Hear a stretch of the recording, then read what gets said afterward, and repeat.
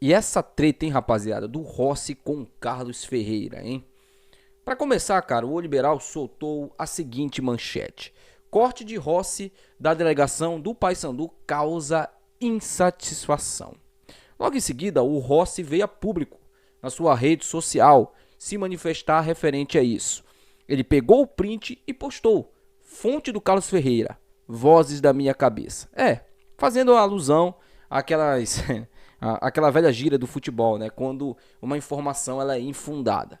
Só que o Rossi foi mais além. Ele explicou nas suas redes sociais o motivo, né, da insatisfação dele.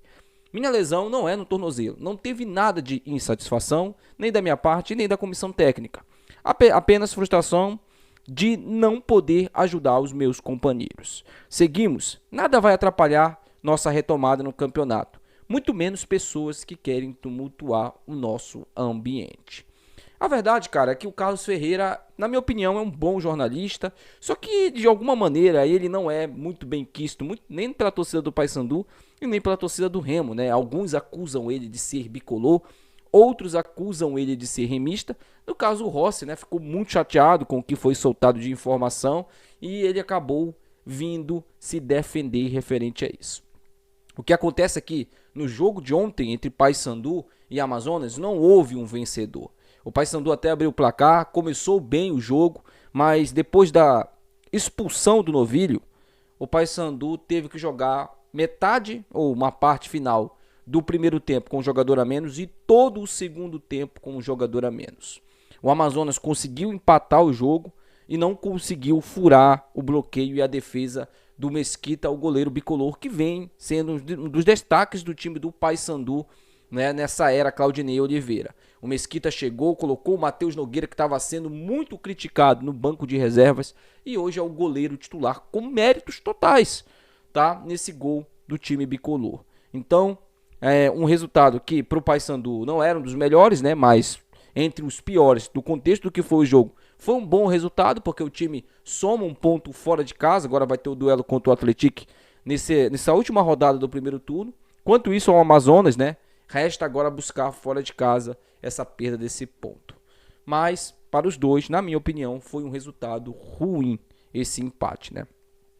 Falando agora sobre o clube do Remo, porque o Marcos Braz, ele cometeu uma gafe, uma pequena gafe, né? Essa que é a verdade. Durante a entrevista coletiva lá que ele deu para explicar o balanço dele de 45 dias no clube do Remo, o Marcos Braz falou sobre o Viseu. Foi perguntado sobre o Viseu e ele deu uma resposta. Acontece que a resposta do Marcos Braz foi a seguinte, que o Viseu tinha feito muitos jogos no futebol italiano. Só que o Viseu fez apenas 5 jogos pela Udinese em toda a sua passagem lá pelo time italiano. O Viseu é um jogador com muita rodagem no futebol, apesar de ter apenas 28 anos ainda, mas ele passou por diversos clubes do futebol brasileiro, jogou na Europa, né?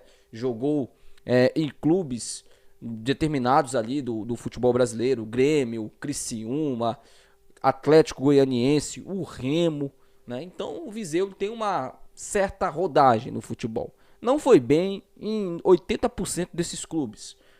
Em 80% desses clubes ele não deixa saudade. Mas o Marcos Braz falou isso, acredito eu, sem ter o conhecimento da carreira do Viseu lá fora. Foi uma gafe, mas assim, eu sinceramente não vou criticar muito o Marcos Braz, porque não foi ele que trouxe o Viseu para o clube do Remo. Quem trouxe o Viseu para o Remo foi o Papelim. Inclusive trouxe o Viseu sendo a principal contratação, dando a camisa 33 para o Felipe Viseu. Um erro que não podemos colocar na conta do Braz. Mas, sim, o Viseu não mostrou futebol até o presente momento no Remo. E você, meu amigo, o que você achou desse vídeo? Deixa aí nos comentários, tá? Compartilhe esse vídeo com seus amigos também. Até o próximo vídeo.